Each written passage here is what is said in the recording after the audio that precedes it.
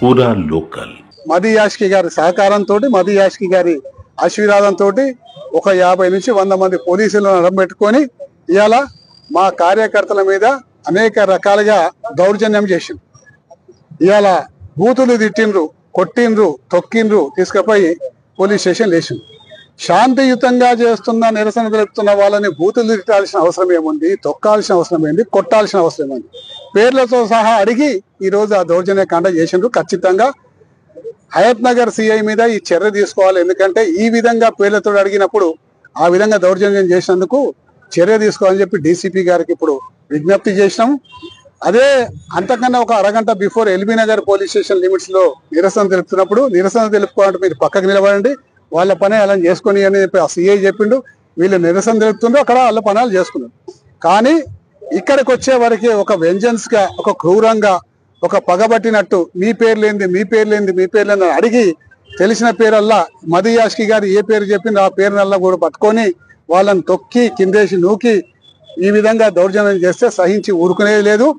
Police వాళ్ళ duty చేసుకుంటే డ్యూటీకి మేమేం ఆటంకం చెయ్యం. కానీ మా కార్యకర్తల మీద దౌర్జన్యం చేస్తే మాత్రం సహించి రేపొద్దున ఊరుకునేది లేదు. ఖచ్చితంగా ప్రజలు వాళ్ళకు బుద్ధి చెప్తారు. అది కాకుండా ఈ యొక్క కొప్పుల నరసింహారెడ్డి గారు, మది యాష్కి గారి హనీమూన్ ఇప్పుడు ప్రస్తుతానికి నడుస్తుంది. ఈ హనీమూన్ కూడా తొందరలో బయటపడుతుంది. ఖచ్చితంగా ప్రజలు ఇటు కొప్పుల నరసింహారెడ్డి గారికి, అటు మది యాష్కి గారికి ఇద్దరికి బుద్ధి చెప్తారు. అది తొందరలోనే రాబోతుందని కూడా ఈ సందర్భంగా మనం చేసుకుంటాం.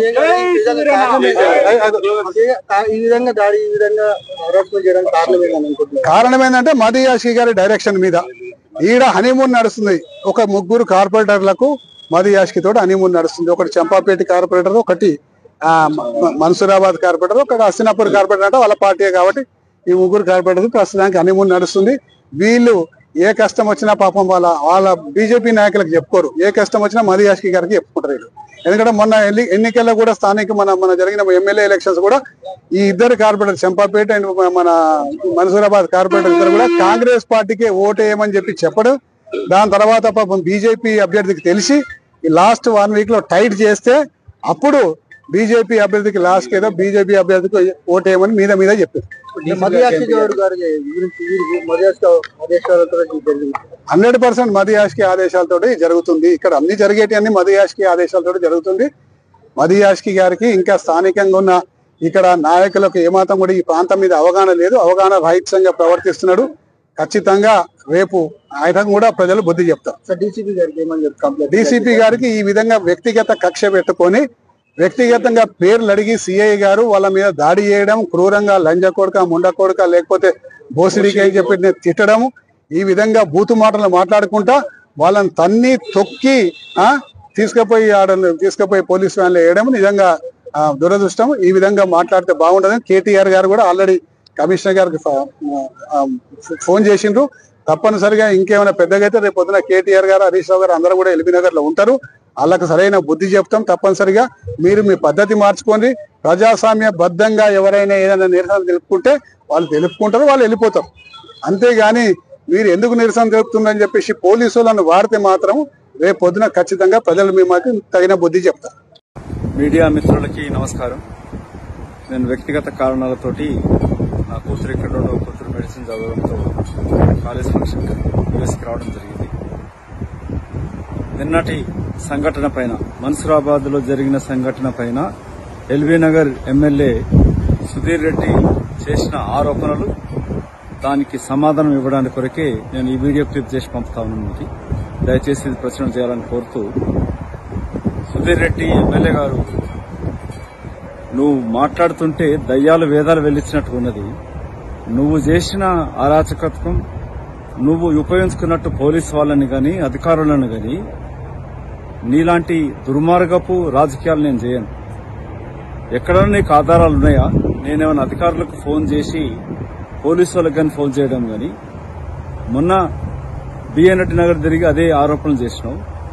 నేనేదో బీజేపీ పార్టీ కార్పొరేటర్లతోటి మన్సూరాబాద్, చంపాపేట్, తర్వాత మా పార్టీ కార్పొరేటర్ అయిన హస్తినాపురం కార్పొరేటర్ నా సోదరి శ్రీమతి సుజాత తోటి నువ్వు మాట్లాడిన తీరు, 3 కార్పొరేటర్లతోటి హనీమూన్ చేస్తున్నానని చెప్పి మాట్లాడడం అనేది అత్యంత నీచమైన నీ భాష.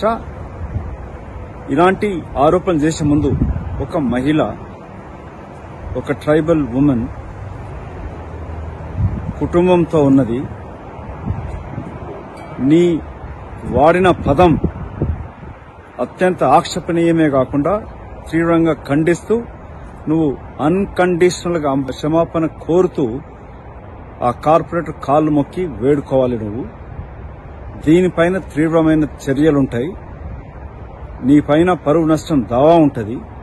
నువ్వు మాట్లాడే ముందు నీకు సిగ్గుశరం అనిపించలేదా? ఒక మహిళా కార్పొరేటర్ పైన అలాంటి భాష, అలాంటి నీచమైన అపవాద కలిగించేటట్టు వాడిన భాష నీకు ఏ నోటితోటి మాట్లాడినా? నువ్వు, నీ కుటుంబ సభ్యులు, నీ భార్య కూడా రాజకీయాలు ఉన్నది కదా. ఇదేనా నువ్వు మాట్లాడే తీరు? ఒక గృహిణి పైన, ఒక మహిళ పైన ఇవాళ నీ పార్టీ నాయకులు మాట్లాడుతూ ఉంటారు.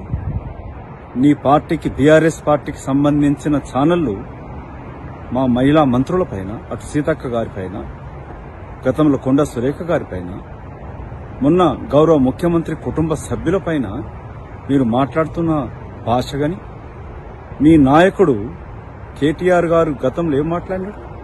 మహిళల పైన మాట్లాడుతూ ముఖ్యమంత్రి గారిని ఆరోపణలు చేసినాడు. మొన్నటికి మొన్న దళితుడైన స్పీకర్ గారి పైన మీరు చేసిన, మీ నాయకుడు చేసిన భాష. నిన్న నువ్వేమో ఒక మహిళా కార్పొరేటర్ పైన గత 4 సంవత్సరాల పైన వారిని సతాంస్తూ మీ పార్టీ ఉన్నప్పుడు కూడా ఆ అమ్మాయిని ఏడిపించి, ఇవాళ నువ్వు వాడిన భాష, నువ్వు చేసిన అపవాదాలు, దీనిపైన మహిళా కమిషన్కి ఎస్టీ అట్రాసిటీ కేసు నీ పైన వెయ్యాలి.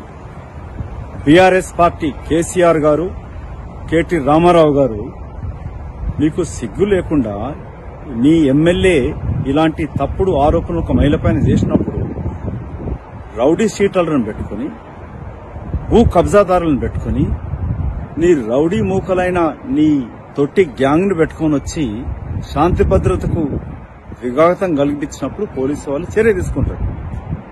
అసలు నీకు ఇనాగ్రేషన్ చేసే అధికారం ఓడించినాడు. ఎమ్మెల్యేకి ఏ పథకాన్ని కూడా ఇనాగ్రేషన్ చేసే అధికారం లేదు. ఇన్ఛార్జ్ మంత్రి చేయాలి.